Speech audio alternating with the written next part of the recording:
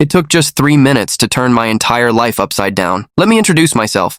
I'm Benjamin Carter, but everyone calls me Ben. I'm 35 years old, a military veteran, and for over a decade I've been piloting emergency medical helicopters, whether it was combat missions in Afghanistan or urgent calls at major city hospitals. I believed I had seen everything until I encountered the chaos of Willowbrook Estates and its self-appointed ruler, Beverly Hutchinson. It was a typical late Tuesday night during my shift. I was exhausted, every bone in my body aching, with nothing on my mind but a cold beer waiting for me at home. But instead of resting, I was stuck with grease-covered hands, working on my lawnmower in the garage, windows wide open, soaking in the suburban noises, piano melodies floating through the air, dogs barking at shadows, the Hendersons' TV blaring from next door. Then came the frantic sounds from Beverly's house, gasping, struggling for breath. No time to waste on polite knocking. The spare key wasn't where it should have been, so I smashed the glass with a garden stone, climbed inside, and scanned the room like old training kicked in. She was lying there, unconscious, her lips a pale blue, barely breathing. I knew immediately this was a heart attack. I dialed 911, giving every detail, her condition, my location, all of it. The ambulance was on its way but would take 12 minutes to arrive, and in Willowbrook after 10 p.m., the main gate locks up tight.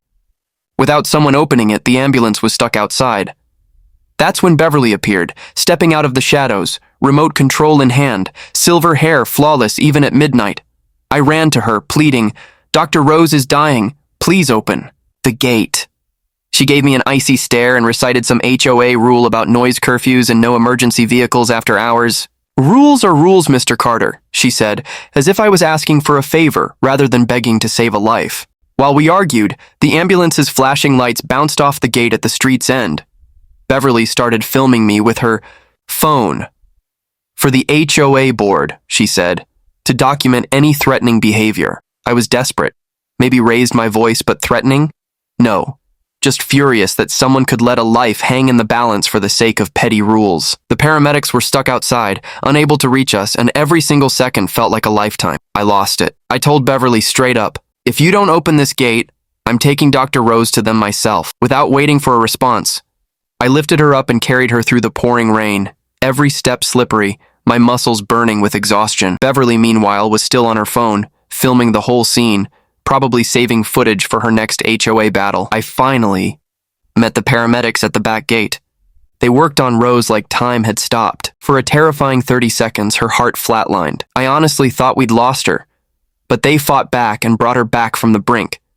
The ambulance sped off into the night, but Beverly, she was still there, camera rolling, warning me that this hero stunt would come with a heavy price. She looked me dead in the eyes and said, "Enjoy being a hero while it lasts. You're going to pay for this." If only that had been the end of it. The very next morning, I was slapped with a thick, official-looking letter from the HOA. Beverly had filed complaints against me. Everything from property damage for smashing Rose's window to setting a dangerous precedent with emergency protocols. I'd racked up 8 points, and if I got more, eviction was next. But that wasn't the worst of it. Thanks to my military training, I noticed strange things. Digital signatures that didn't add up. Hidden metadata in emails. Someone was tampering with the HOA's email system, deleting and sending messages from personal accounts to cover their tracks. Curious, I started digging through public records, old emails, neighborhood paperwork. What I found was shocking. 5 families had left Willowbrook after falling out with Beverly. Their homes were quickly snapped up below market value by people connected to her or other board members. Classic shady business, if you ask me. Then came a knock on my door. Officer Torres. We'd shared a few barbecues. He's a good guy. That night, as I pieced together the bigger picture, literally, I found shredded letters in Beverly's trash.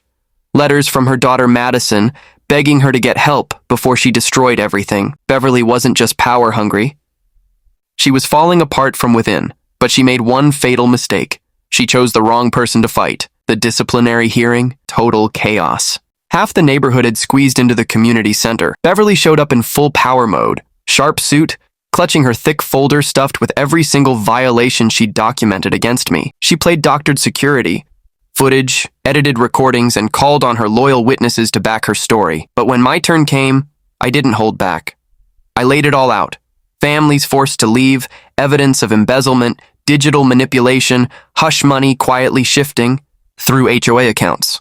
The room was tense. Then the real surprise arrived. Madison walked in, tall and confident, carrying a box full of documents. The vote was unanimous.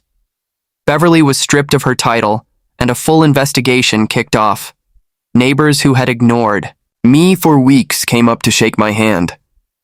For a moment, it felt like justice had finally won. But powerful people don't just fade away quietly. Within days, Beverly retaliated. At 3:47 a.m., a community-wide email blasted through inboxes, accusing me of everything from violent outbursts to inappropriate behavior with neighborhood kids. Photos were cropped and twisted to paint me as a villain. It was a vicious, calculated character assassination, and many believed it. Overnight, I went from hero to outcast. Parents hurried their kids indoors, friends avoided eye contact, and my job put me on leave pending an investigation. I sat in my helicopter, staring at those emails, memories of past battles and lost comrades burning in my mind. Then Dr. Rose showed up, frail but resolute. She handed me a yellowed newspaper clipping, a photo of me 20 years ago standing beside her grandson after a school bus accident. "You saved my Tommy's life," she whispered. "Don't let her lies break you. Show them who you really are." So I did. I organized an emergency training demo, filed every document by the book, and notified the entire community. Monday morning, I landed my helicopter right on Willowbrook Estates' golf course, live streaming every second. Neighbors gathered, jaws dropping. Beverly lost it, screaming about trespassing and property rights. But I let the truth speak louder than her lies. Then, just as suddenly, Madison appeared again, walking straight up to her mother in front of 2,000 live viewers. "It's over, Mom. Let me help you." Beverly collapsed on the grass, tears streaming down her face. Her reign ended. Not with a dramatic showdown, but a quiet breakdown. I could have pressed charges, ruined her completely, but I chose a different path. We struck a deal. Beverly resigned, paid back the stolen funds, attended counseling, and issued a public apology. The room filled with applause.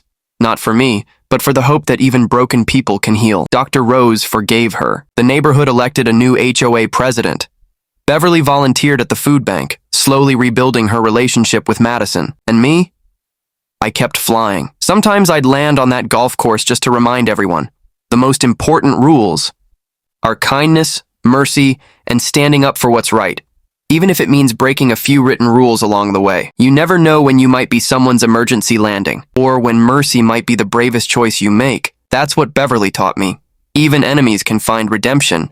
And sometimes the strongest weapon is choosing not to destroy. So, what would you have done in my shoes? Did I do the right thing, or should I have gone all the way? Comment below. Let's talk about what justice really means, and whether redemption has a place in a world obsessed with revenge.